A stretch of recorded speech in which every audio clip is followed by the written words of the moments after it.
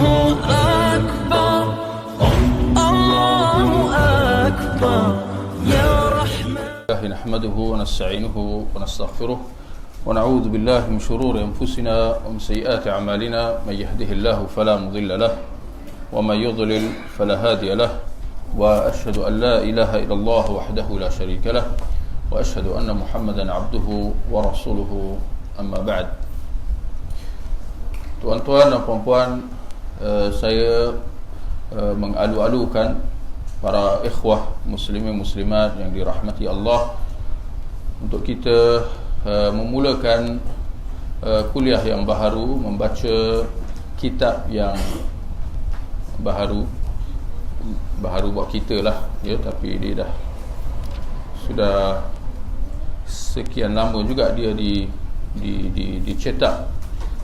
Cetakan bahasa Arabnya diterbitkan dalam sekitar tahun 2000 dululah. Dia nak hampir dah 20 tahun dah. Cuma saya tengok dalam terjemahan, dari segi terjemahan buku ni baru diterjemahkan. Buku Al-Mu'taqad As-Sahih Al-Wajib ala kulli muslim i'tiqaduh, akidah sahih yang wajib diyakini oleh setiap muslim. Tuan-tuan, saya lihat buku ni dia menarik ya, menarik daripada sudut dia ringkas ya, dan dia bersifat semasa dan bersifat contemporary. Penulisnya pun ya orang zaman sekarang lah kita kata ya. Jadi dia membahaskan topik-topik asas dalam agama ya, tidak terlalu ringkas sehingga tak jelas dan tidak terlalu panjang lebar sehingga barangkali jadi penat ya. Jadi sebab itulah yang saya melihat buku ni menarik untuk kita baca dan kita kupas ya. Membahaskan berkenaan tentang hal-hal akidah lah ya, berkenaan tentang ya rukun iman ya, dan hal-hal yang berkaitan ya. Berkenaan tentang penulis dia, saya kira mungkin rata-rata mungkin tak pernah dengar nama dia ya, Syekh Dr. Abdul Salam Barjas Abdul Karim. Beliau seperti yang saya sebut tadi, dia orang zaman sekarang, murid kepada Syekh bin Baz ya, murid kepada Syekh bin Baz dan Syekh Uthaymin. Lahir di Riyadh di Arab Saudi. Tetapi nak jadikan cerita, beliau sudah pun meninggal dunia rahimahullah. Meninggal tahun 2004, berapa 16 tahun yang lepas, dalam kemalangan jalan raya. Dalam perjalanan ke Riyadh. Umur dia ini barangkali lebih mengejutkan. Umur dia waktu itu 38 tahun. Ini mati muda lah ya. Ini cerita tahun 2004. Ini 16 tahun yang lepas.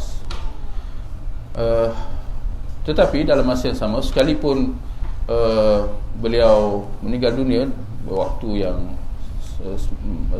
muda, boleh kita kata sangat muda, tetapi itulah beliau telah meninggalkan khazanah, telah meninggalkan tulisan-tulisan yang insyaAllah nanti kita akan baca, yang insyaAllah sangat bermanfaat.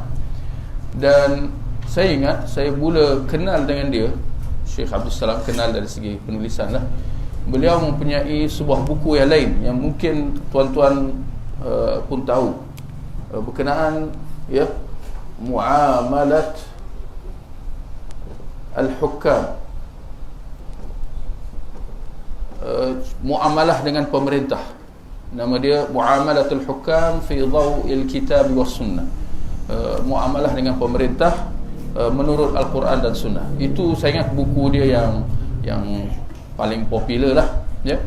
Kenapa? Kerana buku dia, buku Muamalah Al-Hukam tu, saya kira dah diterjemahkan juga dia dikira sebagai buku yang, sekali lagi, buku semasa dan membahaskan topik yang ketika mana pada waktu dia lah, dan saya kira sampai ke hari ni, tetapi waktu itu mungkin dikira lagi hangat lah, ya, dengan fikrah Ikhwan Muslimin, ya, dengan fikrah Hizbut Tahrir, fikrah jihadi, fikrah takfiri yang sangat membara, yang sangat tersebar waktu itu. Ini cerita tahun 80-an 90-an, ya, waktu ketika mana fahaman Ikhwan Muslimin, fahaman jihadi, ya, sangat marak waktu itu, ya.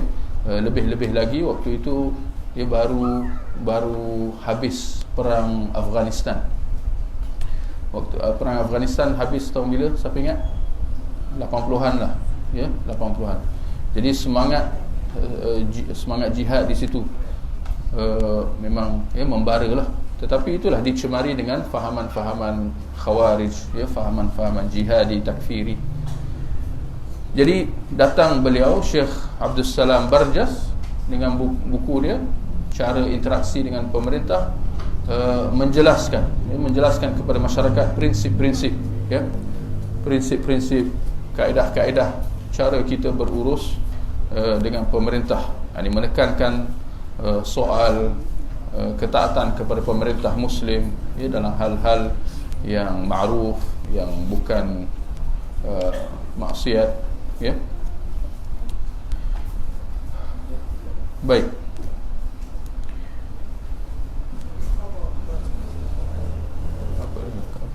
Berkenderaan. Okay. Baik, ikhwah, tuan-tuan dan puan-puan, saya ingat boleh kita terus mulakan bacaan atau nak tunggu? Saya nak tunggu sekejap lah. Boleh terus lihat di muka surat 1 lah, ya, muka surat 1, Muqaddimah.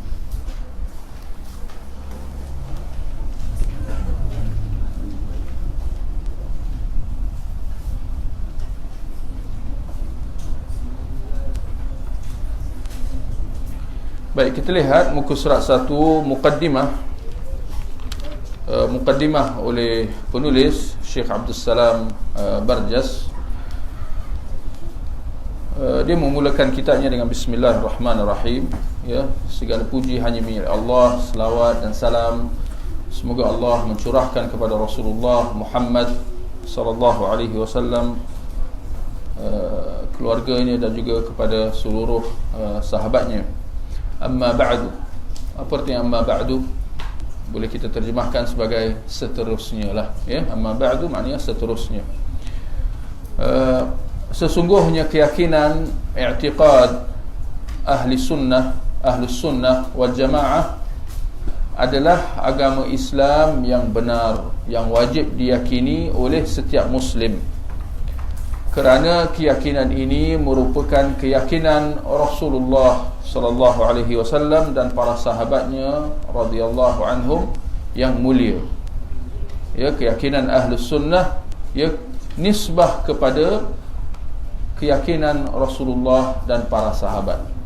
Barang siapa menyelisihi mereka dalam hal keyakinan i'tiqad, ya, hal keyakinan i'tiqad, akidah, ya, maka sungguh dia telah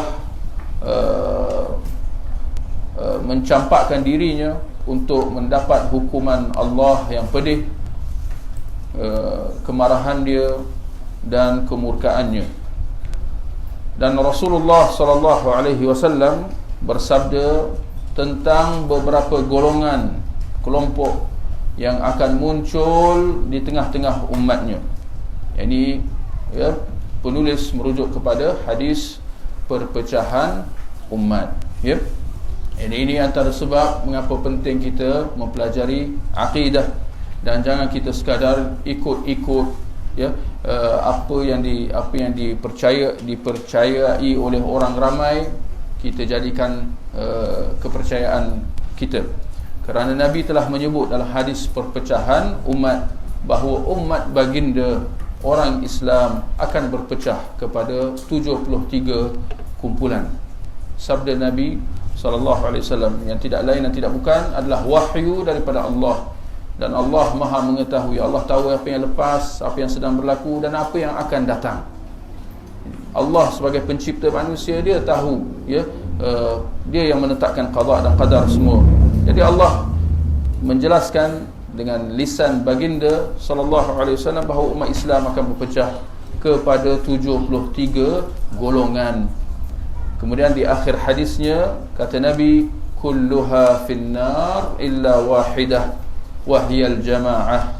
Semua golongan tersebut, semua kelompok-kelompok, cabang-cabang, aliran-aliran tersebut masuk neraka.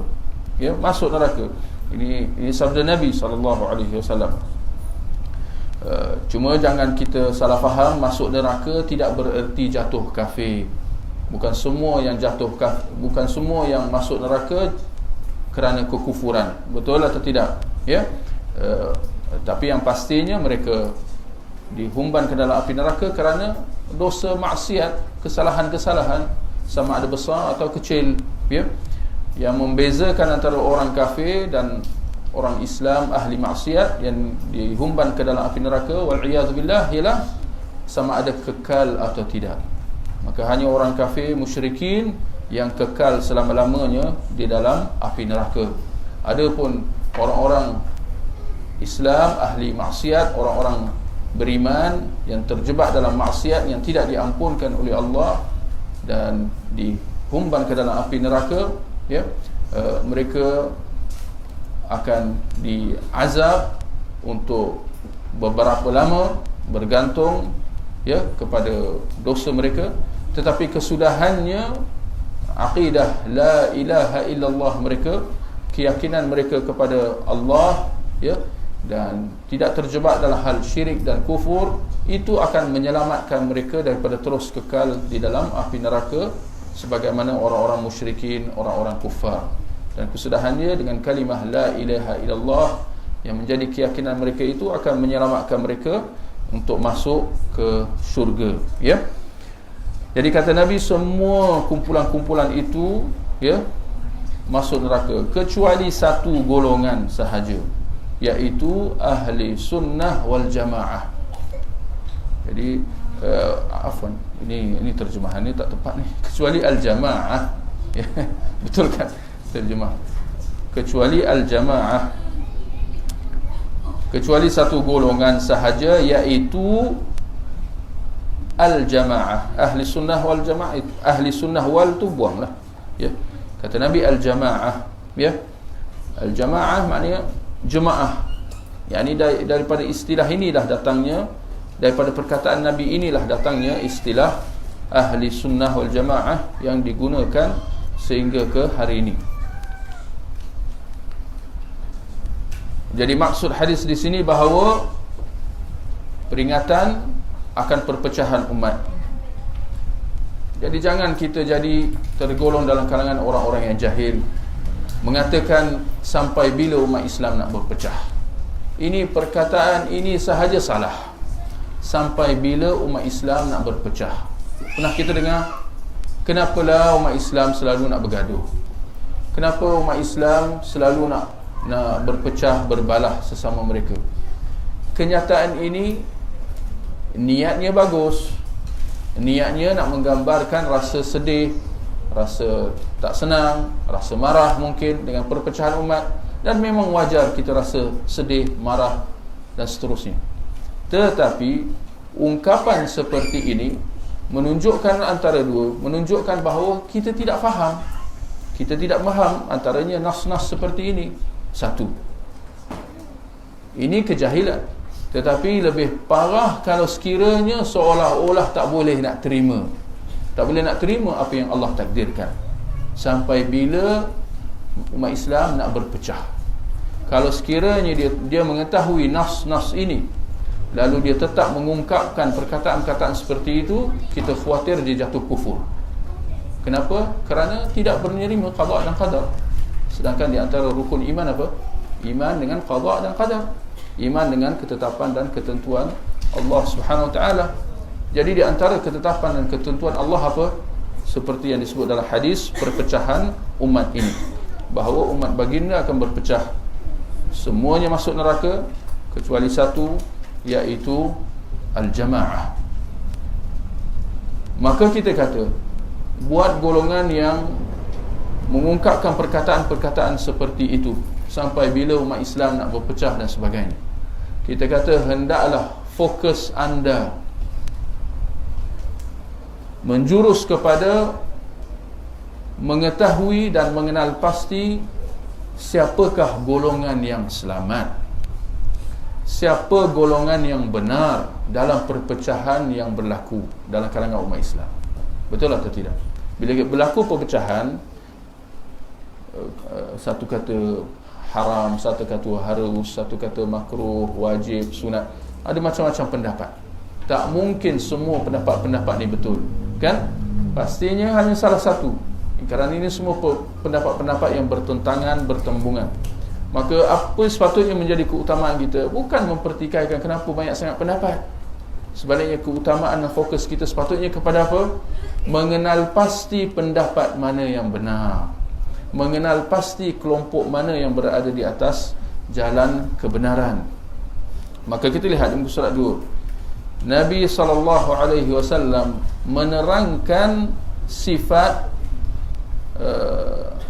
sifat al-jamaah lah, saya kira, ya, yang kata sifat ahlus sunnah, ya, kerana dalam hadis Nabi sebut al-jamaah, menerangkan sifat al-jamaah, yakni dengan erti kata ahlus sunnah al-jamaah yang akan selamat daripada ancaman api neraka. Baginda bersabda, man kana ala mithli ma ana alaihi wa ashabi al-yawm, iaitu mereka yang selamat, al-jamaah, kelompok jemaah yang selamat itu ialah, iaitu orang-orang yang selalu tu tak, saya kira tak payahlah, ya, orang yang berada, ya, orang yang berada di atas jalan dan manhajku dan para sahabatku pada hari ini. Yani golongan yang selamat itu ialah mereka yang berada di atas petunjuk Nabi dan para sahabatnya, mereka yang berpegang kepada ajaran baginda dan para sahabat baginda, ya. Maka inilah sifat ahli sunnah wal jamaah, iaitu orang-orang yang berpegang teguh dengan sunnah Rasulullah SAW dan sunnah khulafa ar-rasyidin, iaitu para khalifah yang mendapat petunjuk. Perhatikan, selepas kewafatan Rasulullah SAW dilantik para khalifah, betul? Bahkan khalifah ini datang silih berganti sehingga akhirnya ialah kerajaan Uthmaniyah, ya. Ini semua mereka menggunakan gelaran khalifah, ya. Tetapi bila disebut khulafa ar-rasyidin, dia merujuk kepada 4 khalifah yang pertama, dan 4 khalifah yang pertama ini sahaja. Dan ada yang menambah yang kelima, Khalifah Umar Abdul Aziz yang datang kemudian. Jadi 4 orang khalifah khulafa ar-rasyidin ialah Abu Bakar, Umar, Uthman dan Ali, ya, radhiyallahu anhum. Ini yang disepakati oleh ahli sunnah bahawa mereka lah yang dimaksudkan dalam hadis al-khulafa ar-rasyidin. Nabi menyebutkan istilah tu, ya, alaikum bisunnati wa sunnatul khulafa ar-rasyidin, hendaklah kamu berpegang dengan sunnahku dan sunnah para khulafa ar-rasyidin. Siapa mereka? 4 orang khalifah tadi menurut ijma' kesepakatan ulama Islam. Mereka, siapa mereka? Ahli sunnah wal jamaah, menggigitnya dengan kuat, yakni berpegang teguh dengan sunnah Rasulullah dan para sahabat. Sunnah tersebut dengan gigi-gigi geraham mereka. Kenapa disebut gigi geraham? Ya, kerana kalau kita lihat struktur gigi kita, gigi geraham dia yang cengkaman dia paling kuat. Kalau gigit dengan gigi depan, gigi depan lah, kacip yang tajam, yang depan ni apa? Gigi depan agaknya. Kalau gigit dengan gigi depan ni memang alamatnya tercabutlah gigi, ya. Tetapi berbanding kalau kita gigit sesuatu, gigit tali ke apa dengan gigi geraham kita, memang itu akan dapat cengkaman yang kuat. Jadi mereka menggigit sunnah Nabi, yakni berpegang teguh dengan sunnah Nabi dengan gigi gerahan mereka. Ini satu simpulan bahasa, pembungaan bahasa. Oleh kerana itu, mereka merupakan golongan yang selamat.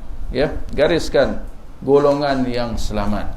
Ya, golongan yang selamat. Hasil daripada hadis tentang perpecahan umat tadi, kita dapat kenal pasti golongan yang selamat. Selamat daripada apa? Iaitu selamat daripada api neraka pada hari kiamat dan selamat daripada perbuatan bid'ah di dunia. Subhanallah, lihat cantik penjelasan Syekh Abdul Salam di situ. Ada selamat di dunia dan akhirat. Yang paling penting di akhirat selamat daripada api neraka, dan di dunia mereka selamat daripada perbuatan bid'ah. Ya.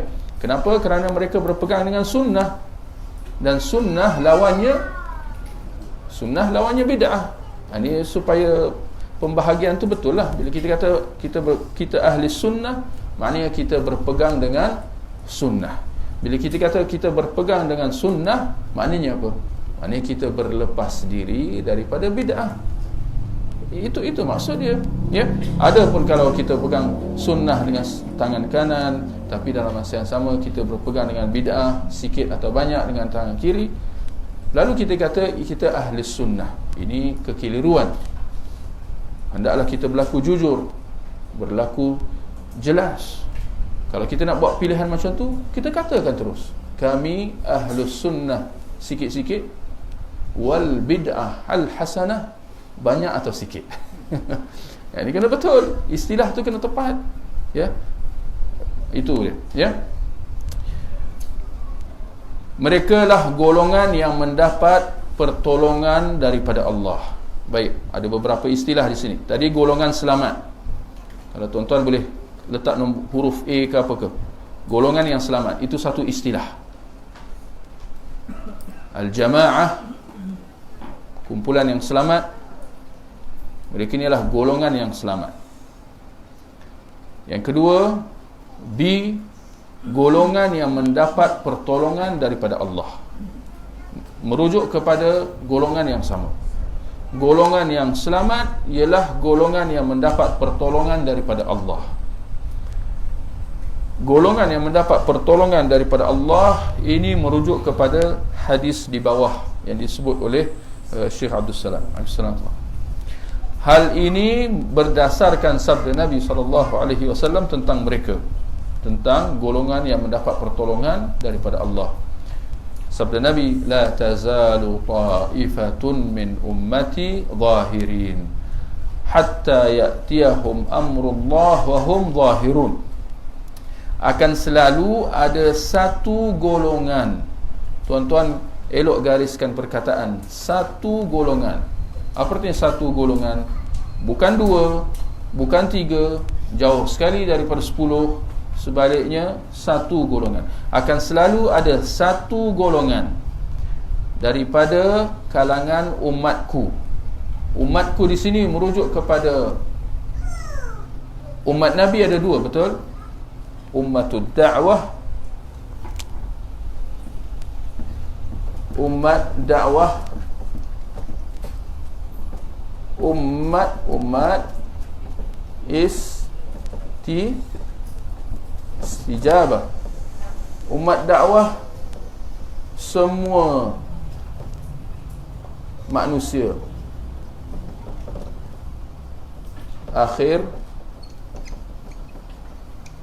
Akhir zaman, Islam dan kafir. Umat istijabah, orang Islam sahaja. Ya. Tapi kedua-dua mereka dikenali sebagai umat Nabi yang Nabi diutuskan untuk mereka. Betul atau tidak? Nabi diutuskan untuk semua umat akhir zaman. Manakala syariat-syariat yang lepas semua dimansuhkan dengan baginda diutuskan, ya, pada apa? Pada zaman jahiliah dahulu, ya.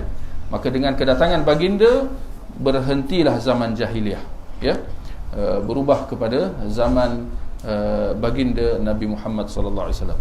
Tinggal lagi dalam kalangan umat baginda bukan semua sama. Bukan semua menerima dakwah baginda. Ada yang disampaikan kepada mereka dan mereka terima. Tapi ada yang disampaikan dakwah Islam kepada mereka tetapi mereka tolak. Ya.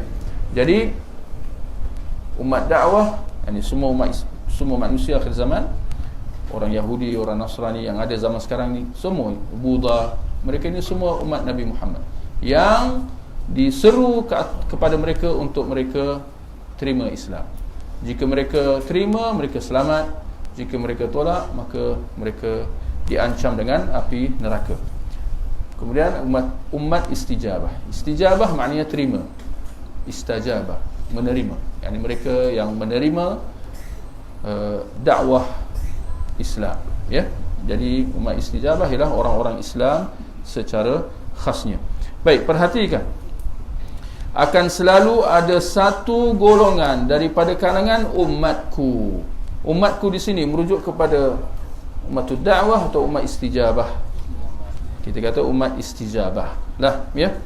Akan selalu ada satu golongan daripada kalangan umatku, yakni umat istijabah, yakni orang-orang Islam secara khasnya, yang senantiasa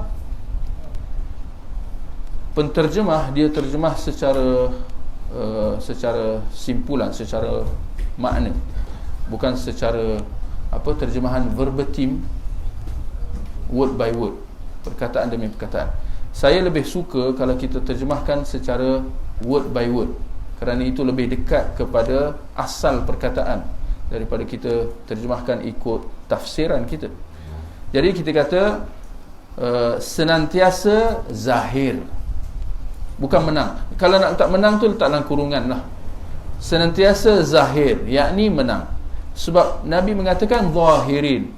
Zahirin dalam perkataan bahasa Melayu kita zahir. Zahir daripada kata bahasa Arab zahir, ya. La tazalu ta'ifatun min ummati zahirin. Selalu akan ada dalam kalangan umatku mereka yang senantiasa zahir, atau yang senantiasa zahir, ya, sampai datang kepada mereka perintah Allah. Saya ingat banyak ada pembetulan Al-Maklum lah, cetakan pertama dia biasalah, ya. Sehingga datang kepada mereka perintah Allah, amrullah, ya, yakni hari kiamat, dalam keadaan mereka zahir, dalam keadaan mereka selalu zahir, yakni menang. Kata zahirun, yakni kata atau perkataan zahir, kataan zahir yang ada dalam hadis tersebut, hadis yang baru kita baca tadi, bermakna kemenangan. Ini baru datang penjelasan lah, ya, bermakna kemenangan. Baik, kita lihat hadis golongan yang mendapat pertolongan. Nabi mengatakan bahawa akan sentiasa dalam kalangan umat baginda, umat Islam, ada golongan yang zahir.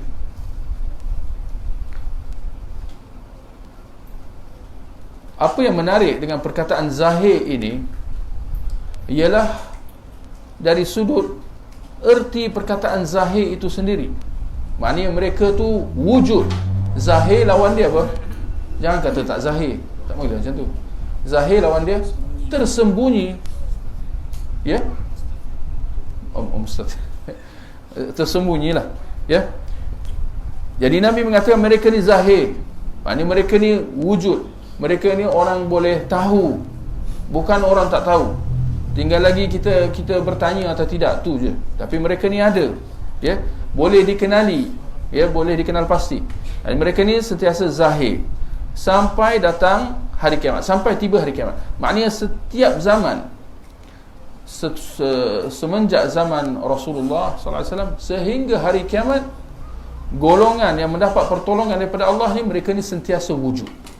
Dengan kata lain, tidak mungkin, mustahil menyalahi hadis ini. Pada satu zaman semua umat Islam sesat, Tak mungkin.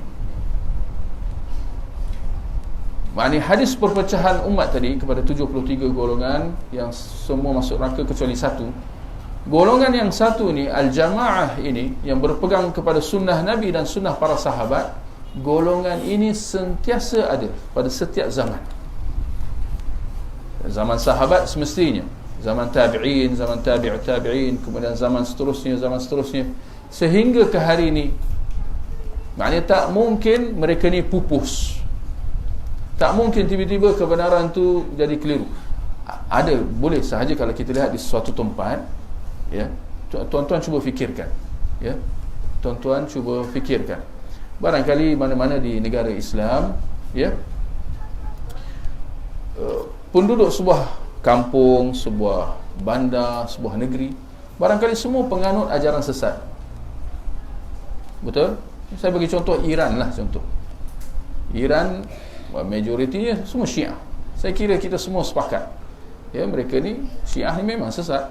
Tak ada yang tak sesatnya, semua sesat, ya. Tetapi nak kata bahawa bukan itu maksud hadis ini. Hadis ini tidak merujuk kepada satu tempat.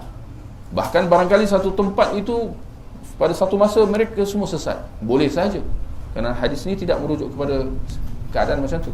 Sebaliknya hadis ini merujuk kepada satu zaman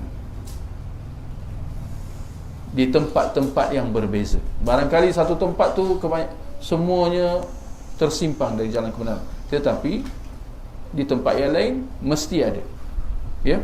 Tinggal lagi sedikit atau ramai. Ini subjektif. Ini bergantung. Kalau kita lihat pada zaman sahabat, majoritinya semua di atas sunnah, betul? Bahkan zaman tabi'in, majoritinya di atas sunnah. Zaman tabi'ut tabi'in, 3 generasi awal umat Islam, 3 generasi yang dipuji. Kenapa dipuji? Kerana majoriti orang Islam waktu itu teguh di atas sunnah Nabi SAW. Tidak ada fahaman ajaran sesat. Tak ada. Apa ajaran sesat ada pada zaman sahabat? Ada Qadiani, ada Tijani, entah apa benda, Ikhwan Muslimin, Tabligh, Sufi, Tarikat, Wahdatul Wujud, ada zaman. Dah kena lempang dah dengan Umar sesuatu. Ini tambahan daripada saya lah. Mereka ni bila datang? Mereka datang kemudian. Kumpulan-kumpulan ni wujud kemudian. Ya, jadi bukan nak menafikan pada zaman sahabat tak ada langsung orang sesat. Bahkan ada. Siapa nama? Pada zaman Rasulullah dah ada. Abdullah bin Ubay, bapa orang munafik. Tetapi dia minoriti, orang perseorangan, tidak ada kekuatan, tidak ada pengaruh, ya, tidak seperti yang kita lihat pada hari ini, ya.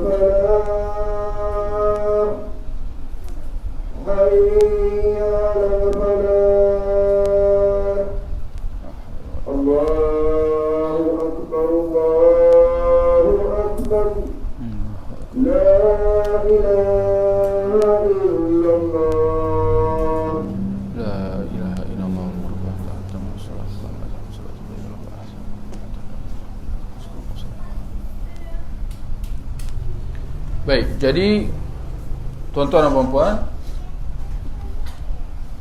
dalam hadis golongan yang mendapat pertolongan daripada Allah, jaminan daripada Allah Subhanahu Wa Taala bahawa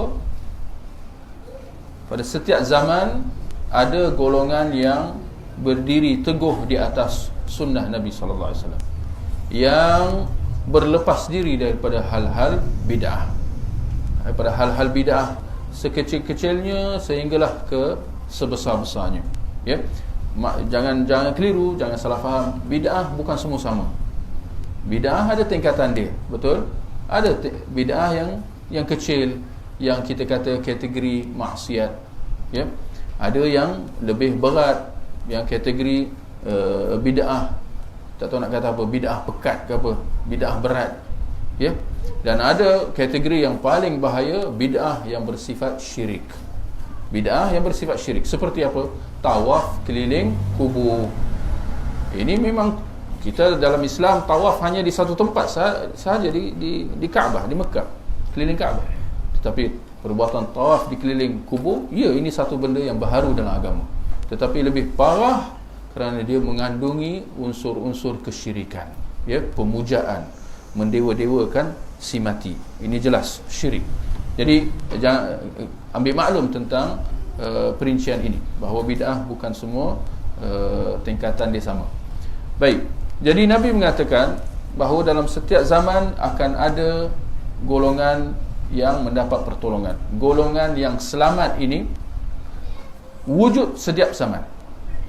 Jangan kita runsing, jangan kita jadi gundah gelana, oh, apa dah jadi dengan umat Islam, semua dah terpesong dan sebagainya.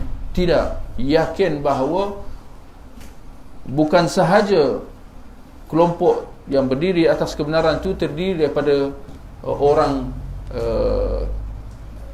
kebiasaan, bahkan terdiri dalam kalangan mereka mesti ada ulama. Mesti ada ulama. Ada ulama Rabbani. Ulama, kita ada macam mana pembahagian dia?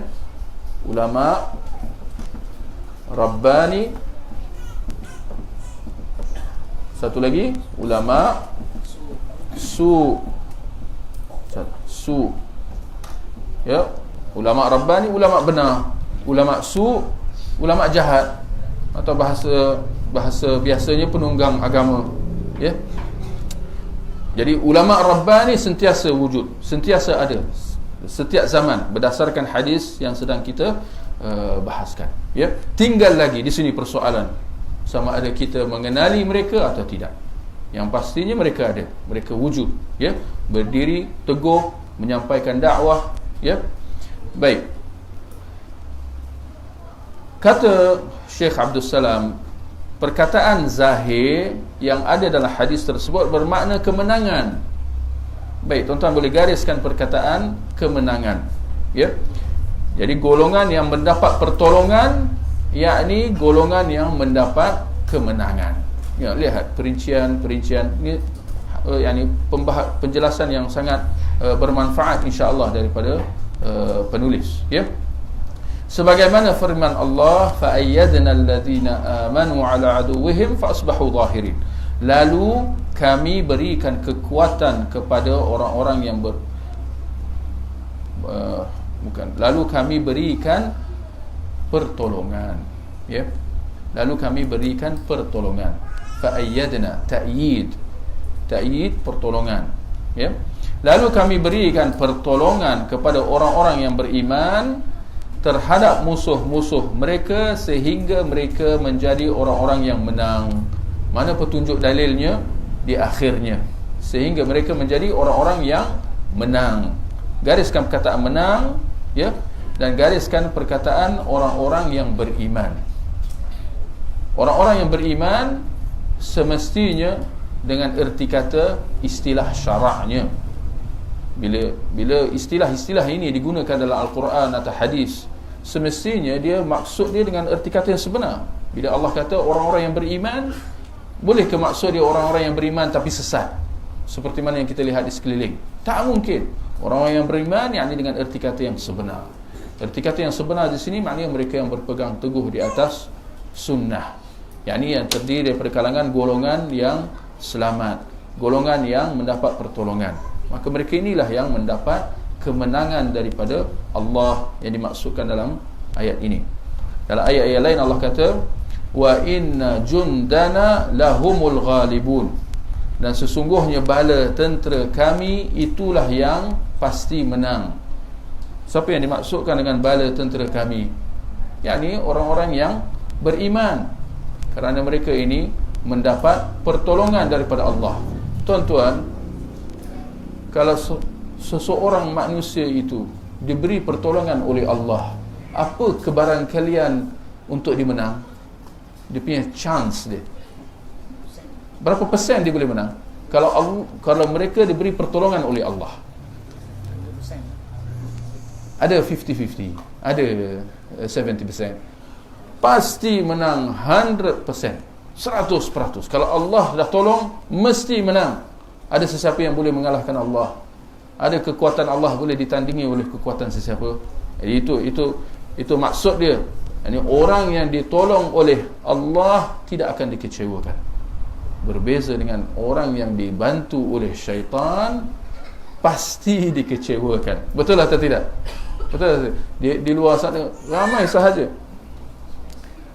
sahaja kita kata pedajal,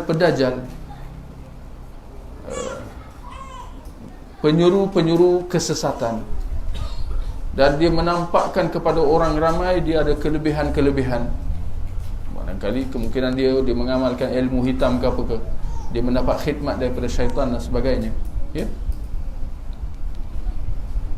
Syaitan bantu dia, tetapi kita lihat syaitan dia tidak akan bantu dengan percuma, bahkan mensyaratkan kepada orangnya, kepada manusia itu supaya menggadaikan perkara paling berharga pada dirinya, akidah ni. Mesti orang tu terjebak dalam syirik, baru syaitan nak tolong. Syaitan nak tolong pun ditolong sikit-sikit je. Betul? Tuan-tuan pernah tengok ahli sihir bilioner,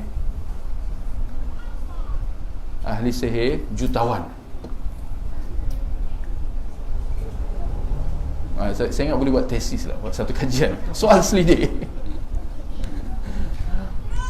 Pada pandangan saya lah, bila kita tengok golongan ahli sihir ni, lekeh-lekeh je, betul? Miskin-miskin. Kenapa? Kalau dia jadi jutawan, tak ada, dia nak buka pintu dia untuk orang ramai datang dapat khidmat, betul? Mesti dia nak joli-joli. Nampak tak? Itu sudah dipermainkan oleh syaitan di dunia lagi. Kalau di akhirat nanti macam mana? Memang jin akan berlepas diri daripada dia. Aku hasut je, tak paksa kau ikut. Oh, dia hasut aku, disuruh aku ikut. Tak, aku cakap je. Tak paksa. Tengok, itu di akhirat. Ini orang rugi di dunia, rugi di akhirat. Berbanding dengan orang-orang yang beriman, golongan yang selamat, golongan yang mendapat pertolongan daripada Allah, mereka mendapat kemenangan daripada Allah. Mereka adalah orang-orang yang menang. Lihat, saat berperang dengan pedang dan tombak, nombor 1, menang dalam perang. Ini menang di medan perang. Dan juga menang, ada dua bentuk kemenangan. Dan juga menang dengan hujah, dalil dan keterangan. Tuan-tuan boleh letak nombor 2 di situ. Menang di medan perang, medan dengan secara hujah, dengan cara ilmu, dengan mengemukakan dalil, bukti, keterangan. Mereka pun menang.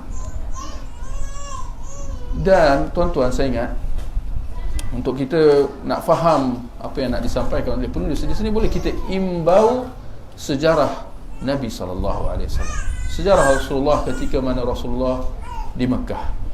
Lihat bagaimana perkembangan dakwah Rasulullah ketika di Mekah.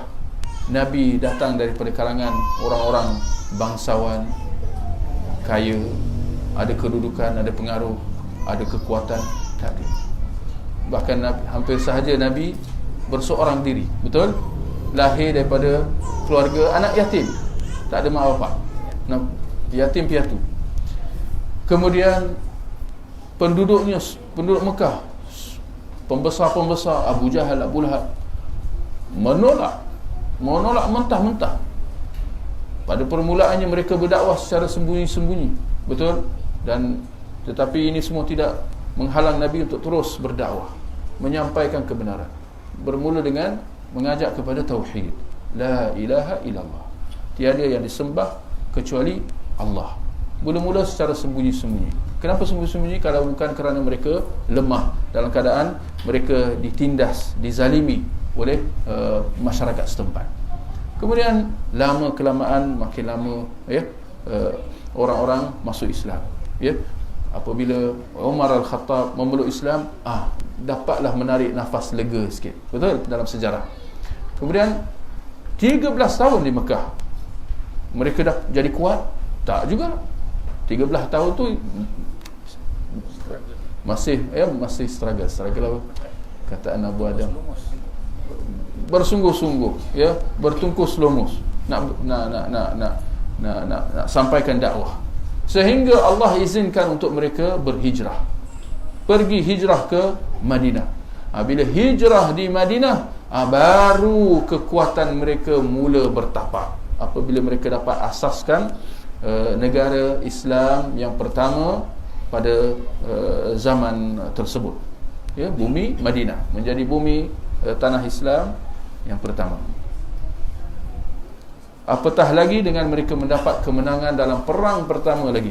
Lihat, subhanallah, tengok Allah tak kecewakan hamba dia. Perang pertama, perang Badar, tuan-tuan. Perang Badar, berapa tentera Islam? 313. Berdepan dengan tentera kafir yang jauh lebih lengkap, jauh lebih ramai, dengan kelengkapan senjata dan haiwan tunggangan, 1000 orang. Memang dari segi dipanggil strategi perang, ini tak seimbang. Ini memang nak cari nahas. Tetapi apakah daya, bukan niat mereka untuk nak berdepan dengan 1000 pun. 313 pada awalnya niat nak berdepan dengan apa? Berdepan dengan kafilah Abu Sufyan yang hanya berbelas-belas orang saja, betul? Tetapi sya'allahu wa ma fa'al, apa yang Allah inginkan dan apa yang Allah takdirkan. Kesudahan dia Allah takdirkan bahawa kafilah tu terlepas, yang datang bantuan tentera 1000. Tapi ini semua ada hikmah. Allah nak uji hamba dia, ya. Dan ada sebab dia, nanti boleh kita sebut. Kesudahan dia bila 300 bertemu dengan 1000, apa Nabi doa. Dan perhatikan, Nabi tak buat solat hajat. Perhatikan, Nabi tak buat solat hajat sebelum berdepan dengan tentera kafir Abu Jahal. Kalau nak ikutkan solat hajat, ada waktu itulah paling berhajat, betul? Betul atau tidak? Perang yang pertama, perang paling menguji, perang paling menduga, itulah patutnya kalau nak buat solat hajat. Tapi Nabi tak buat solat hajat. Nabi berdoa, ya. Apa isi doa Nabi SAW? Ya Allah, sekiranya engkau menewaskan tenteramu, niscaya engkau tidak akan disembah di atas muka bumi. Betul atau tidak? Itu realiti atau? Bagaimana kalau agaknya perang Badar tentera Islam kalah? Apa jadi kat Madinah? Ranak, betul? Siapa nak lagi pertahankan? Ada bantuan daripada mana-mana? Mana ada? Mereka itu je lah. Orang Islam waktu itu je lah yang ada di Madinah. Betul atau tidak? Maka Allah menurunkan bantuan dia dengan tentera malaikat yang lengkap bersenjata, ya. Kesudahan dia, mereka mendapat kemenangan, ya. Maka bermulalah titik tolak kekuatan umat Islam daripada perang Badar. Dan kemuncaknya perang Badar tahun 2 Hijrah. Kemuncaknya pembukaan kota Mekah tahun bila? Tahun 8 Hijrah. Jadi lihat kesimpulannya di sini, ini janji Allah, dan Allah tidak memungkiri janjinya. Ya, kesudahan dia, Rasulullah yang memulakan dakwahnya secara individu, tak, kalau dari segi tempoh masa tak berapa lama pun. Pada tahun 8 Hijrah, Nabi datang ke Mekah, ya, bertolak daripada Madinah, datang ke Mekah dengan tentera seramai 10,000 tentera. 10,000 waktu itu sangat besar. Orang-orang kafir tengok je tentera 10,000 dengan lengkap bersenjata, datang kali ini lengkap bersenjata. mereka pun terketar dan memang tak jadi perang lah. Ya, kesudahan dia, ya, dapat dibuka kota Mekah, dan kota Mekah dibebaskan oleh tentera Islam. Ya, jadi lihat bagaimana ya Allah menolong hamba-Nya dalam perang dan juga secara hujjah. Lihat, ini pun kita kena ambil perhatian. Menang, Allah memberikan kemenangan dengan hujjah, dalil dan keterangan. Ini hakikat dia, ini realiti, bahawa dakwah Islam dia berdiri di atas hujjah. Dia bukan berdiri di atas media massa, berdiri dengan propaganda, berdiri dengan bala tentera, senjata nuklear, mengancam. Tak ada. Bahkan dalam Islam nak dakwah tak ada nak ancam-ancam dia. Masuk Islam aku tidak, aku tembak engkau. Ada macam tu. Allah kata la ikraha fid din. Tidak ada paksaan dalam agama. Kalau orang tu akhirnya mati-mati degil juga tak nak masuk Islam, akhirnya kita kata apa? Lakum dinukum waliyadin. Betul atau tidak? Kenapa macam tu? Kenapa tak ada guna untuk nak paksa? Kerana pertamanya ini soal hati, dan yang keduanya ialah kerana dia adalah soal menyampaikan hujjah. Dan sekiranya orang itu jujur, memang dia tidak akan dapat menolak hujjah-hujjah yang disampaikan kepada dia. Ini hujjah Islam, bahawa dunia ini ada berapa Tuhan, dunia ada pencipta. Ini semua yang disampaikan, dijelaskan dalam Islam. Ini hujjahnya terang lagi nyata. Dan saya ingat perkembangan mutaakhir ni harap-harap dapat kita nampaklah. Lihat, orang-orang kafir secanggih-canggih mereka, tetapi bila dengan senjata nuklearnya, dengan bala tentera dia, tetapi bila berdepan dengan hujjah, mana mungkin nak mereka dapat mengatasi hujjah kebenaran. Kebatilan tak mungkin dapat mengalahkan hujjah kebenaran. Ya, dengan cara membungkam sehingga kebenaran tu tak dapat nak menjawab kebatilan, tak mungkin. Saya bagi contoh pendakwah Dr. Zakir Naik. Lihat dia punya penyampaian dia, ya, apa yang disampaikan firman Allah dengan hafalan dia, ini semua menggerunkan orang. Surah ini, ayat ini, ya. Surah ni bila tak boleh nak jawab, apa dia orang buat? Larang dia masuk negara. Tak boleh pergi ke sana, tak boleh masuk mana, negara-negara di Eropah, tak tahu lah, Amerika, Kanada semua tak boleh bagi masuk. Kata mereka freedom of expression lah dan sebagainya. Tak ada, itu semua wayang je. Bila datang Islam, kuku besi dan sebagainya. Ya, ini realiti dia, ya. Dan satu lagi saya lihat, hatta di masyarakat kita, dalam masyarakat kita lihat di luar sana lah, apabila dakwah sunnah nak disampaikan, tuan-tuan perhatikan kan, seeloknya tuan-tuan kita buka mata, buka telinga, dengar, perhatikan. Lihat apabila penyampaian, penjelasan diberikan, teguran, nasihat, pembetulan terhadap amalan-amalan. Saya ingat contoh-contohnya tuan-tuan tahulah, ya, amalan ni, amalan tu, ya, tahlilan ini, tahlilan tu dan sebagainya.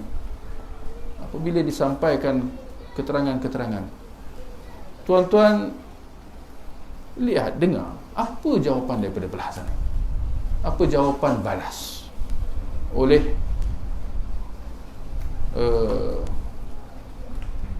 mereka yang tak bersetuju lah, yang tak bersetuju dengan dakwah sunnah.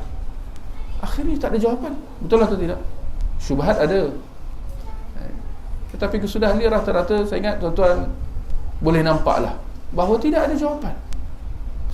Sebaliknya apa yang ada adalah tuhmahan lah. Engkau Wahabi, dah tutup cerita. Sedangkan itu bukan jawapan, ya. Ini antara yang boleh kita nampak lah, ya.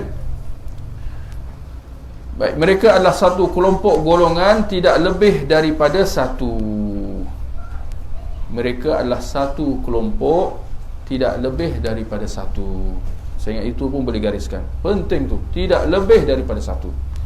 Golongan yang selamat, golongan yang mendapat pertolongan daripada Allah, al-jamaah, golongan yang berpegang teguh kepada sunnah Nabi dan sunnah para sahabat, mereka yang mendapat kemenangan daripada Allah, mereka ini adalah satu kelompok.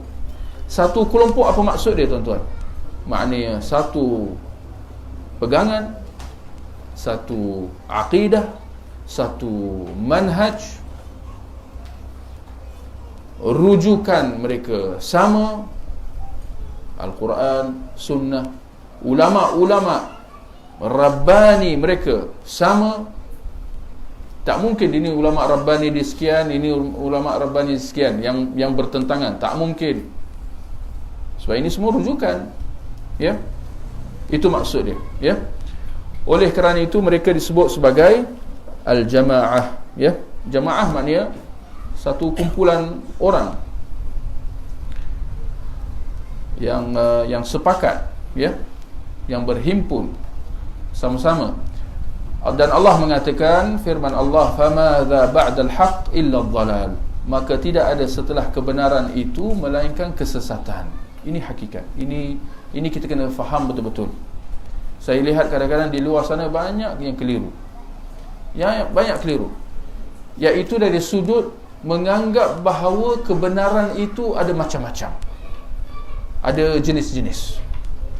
Pernah tak tuan-tuan dengar pendapat dia benar, pendapat dia pun benar, sedangkan dua pendapat ni bertentangan.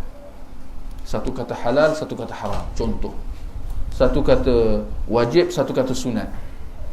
Lalu kita kata dua-dua ni benar. Orang Islam ini lagi parah. Dengar tuan-tuan, orang Islam mereka orang-orang beriman. Orang-orang Yahudi Nasrani mereka beriman juga, cuma lain sikit. Ini tokoh besar cakap macam ni, tuan-tuan. Cuma saya tak nak sebut, tak payah sebutlah. Tapi jelas di situ satu kekeliruan. Ya. Ada pernah dengar tuan-tuan dengar kita raikan perselisihan. Kita raikan perselisihan. Ini perkataan macam ni kita kena, apa maksud dia? Apa artinya raikan perselisihan? Kita hormat pendapat semua. Saya ingat ini perkataan-perkataan yang saya ingat kalau nak letakkan satu kamus, satu senarai pun bagus. Perkataan-perkataan yang perlu ditinjau semula, sebab dia boleh membawa maksud yang salah. Kita apa tadi? Tuan-tuan tulislah. Saya sebut je ni. Kita raikan semua. Apa maksud kita raikan semua? Kita terima semua. Sedangkan kita Muslim tak boleh menerima kebatilan. Boleh kita terima kebatilan? Oh, engkau fahaman batil. Oh, okey, saya terima. Mana boleh? Seorang Muslim dia sentiasa bersama dengan kebenaran dan orang-orang dia. Seorang Muslim dia tak mungkin bersama dengan orang-orang yang sesat. Apatah lagi terima kesesatan, jauh sekali nak beramal dengan kesesatan. Baik, kita raikan semua. Tanda soal besar. Kita hormat semua. Ini saya kira ini pun tak kurang muskil dia. Apa artinya hormat, tuan-tuan? Bukankah di antara erti hormat maknanya memuliakan? Saya hormat anda, saya hormat mak bapak, maknanya kita muliakan. Betul atau tidak? Ke saya salah faham? Bila kita kata hormat maknanya muliakan, betul?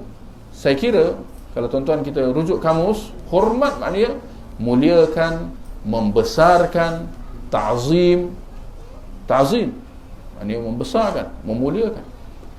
Sedangkan kita Muslim tak boleh memuliakan kebatilan.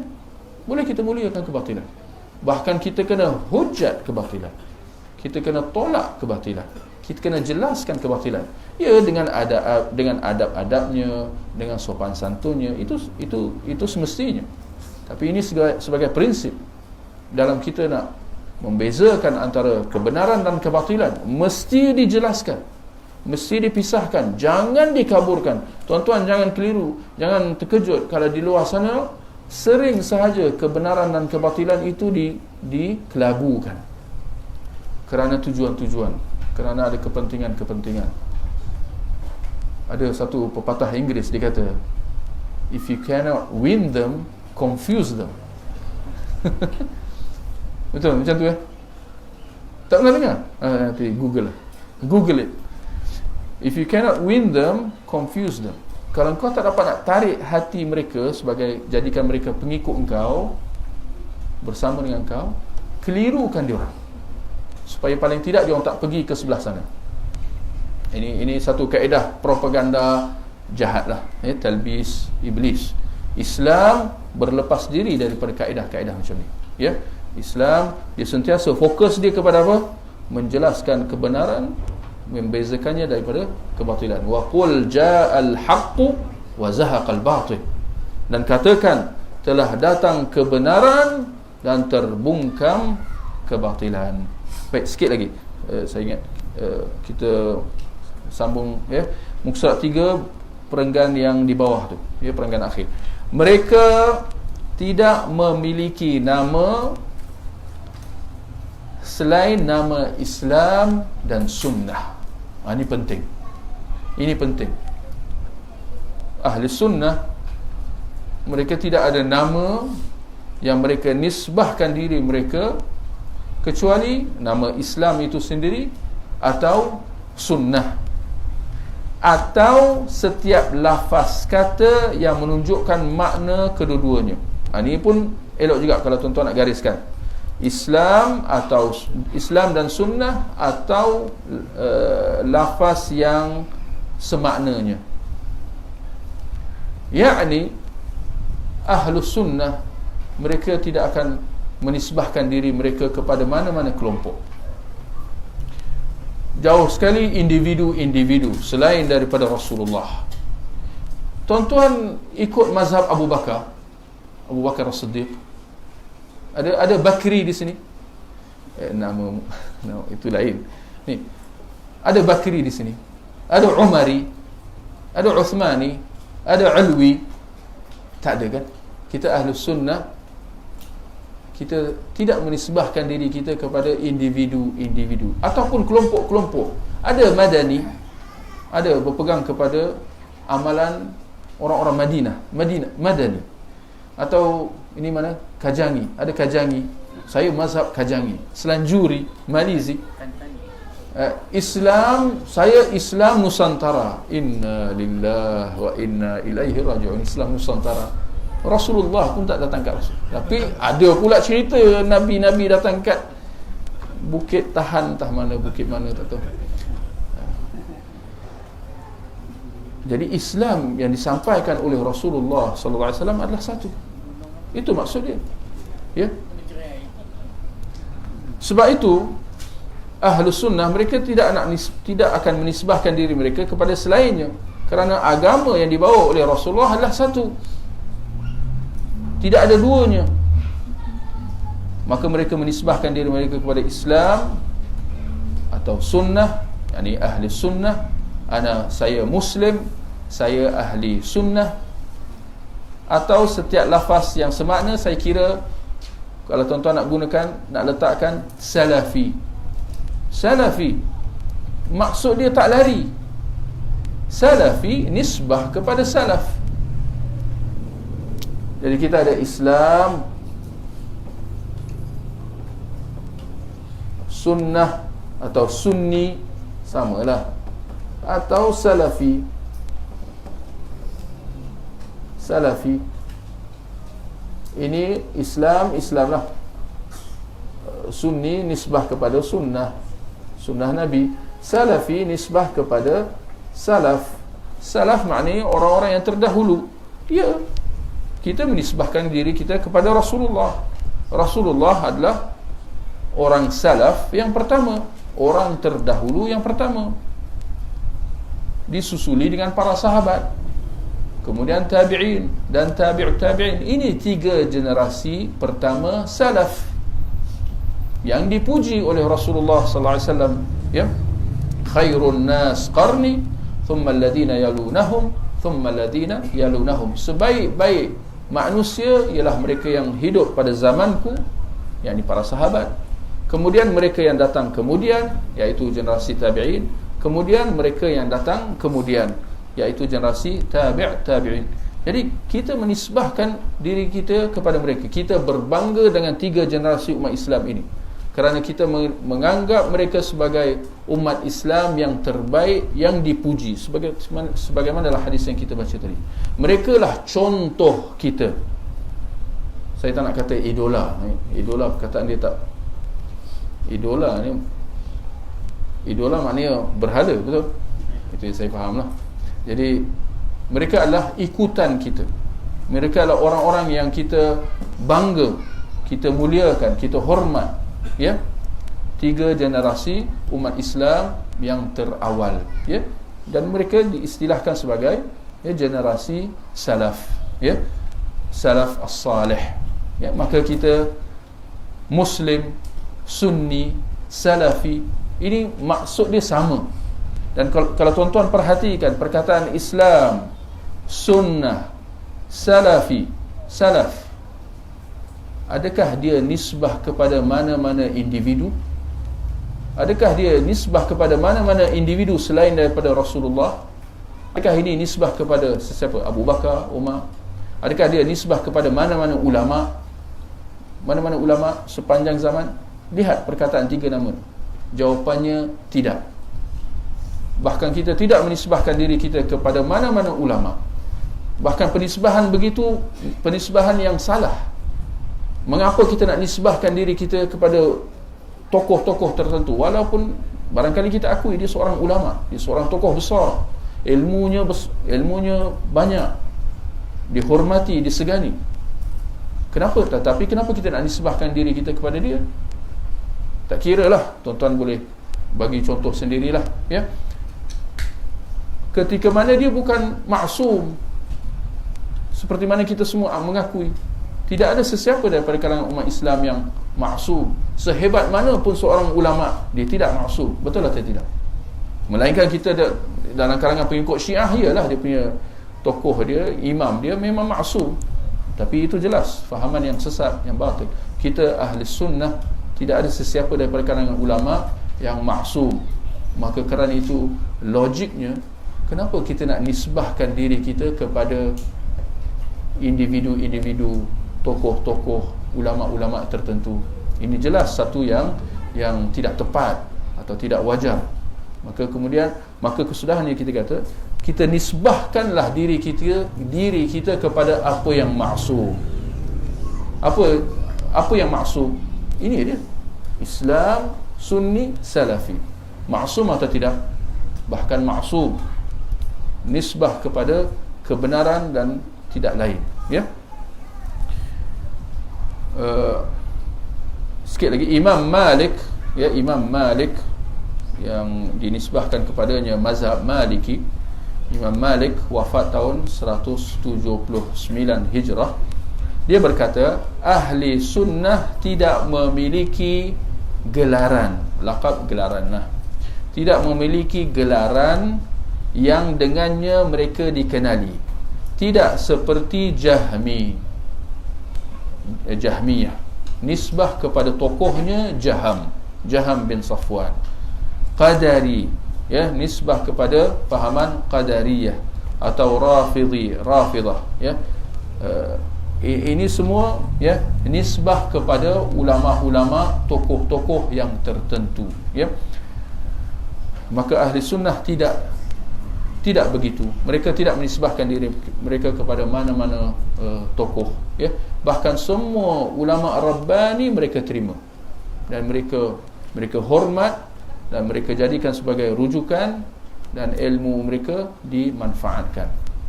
Hanya sahaja mereka tidak jadikan ulama Rabbani pintu, bukan apa? Bukan matlamat. Ulama adalah pintu, bukan matlamat. Boleh faham? Pintu maknanya laluan untuk kita nak sampai ke sesuatu. Ulama adalah pintu, bukan matlamat. Kerana matlamat kita apa, tuan-tuan? Al-Quran dan Sunnah. Ulama adalah jalan untuk kita nak sampai kepada Al-Quran dan Sunnah. Memang kita disuruh supaya kembali kepada para ulama. Betul? Fas'alu ahla dzikr in kuntum la ta'lamun. Bertanyalah kepada mereka yang tahu jika kamu tak tahu. Para ulama adalah rujukan kita. Al-ulama warathatul anbiya. Para ulama adalah pewaris Nabi.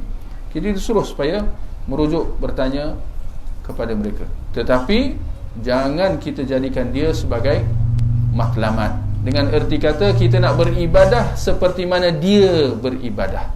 Akidah kita seperti mana akidah dia. Sedangkan dia bukan maksum. Yang ini jelas itu satu kaedah yang salah. Maka mereka adalah pintu jalan untuk kita nak sampai kepada matlamat, iaitu Al-Quran dan Sunnah. Mereka sendiri bukan matlamat. Ini berbeza tuan-tuan dengan golongan yang menyimpang, kelompok-kelompok yang sesat. Kalau tuan perhatikan dengan dekat-dekat, ternyata bahawa para pengikut mereka mengamalkan metodologi yang terbalik sama sekali daripada apa yang kita katakan. Mereka menjadikan ulama su' mereka sebagai apa? Terbalikkanlah tuan-tuan. Matlamat.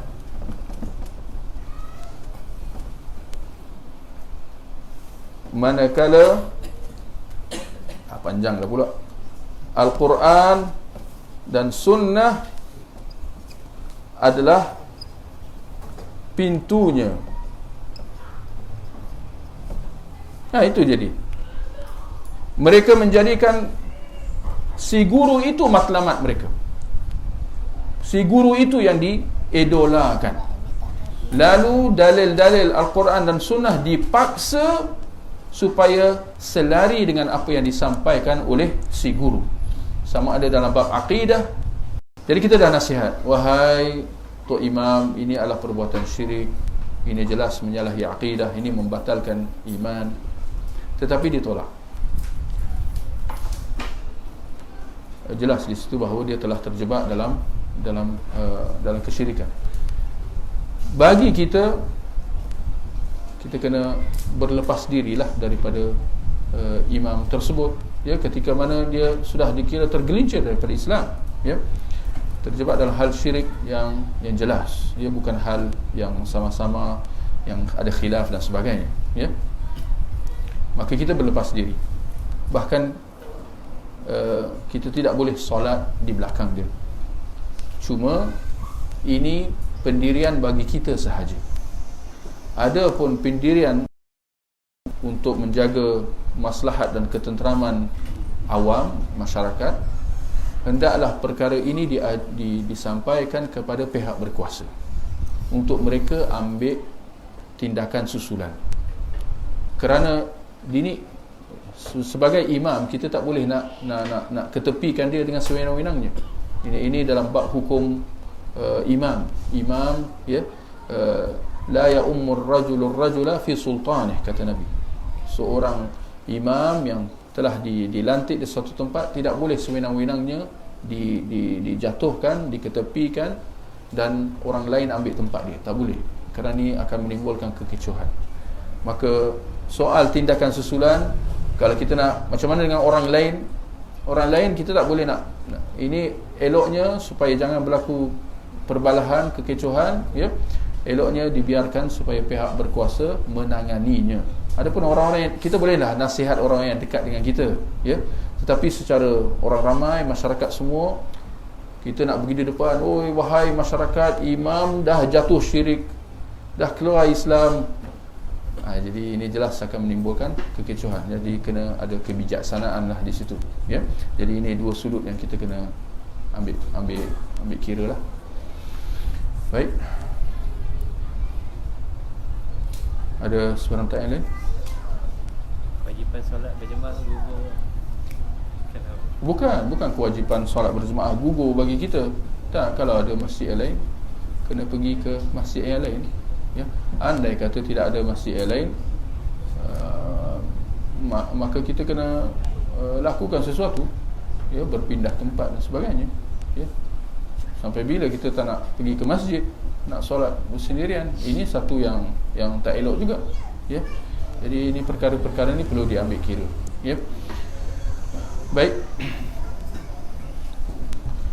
kita akhiri dengan tasbih kafarah. Subhanakallahumma wa bihamdik, asyhadu an la ilaha illa anta, astaghfiruka wa atubu ilaik.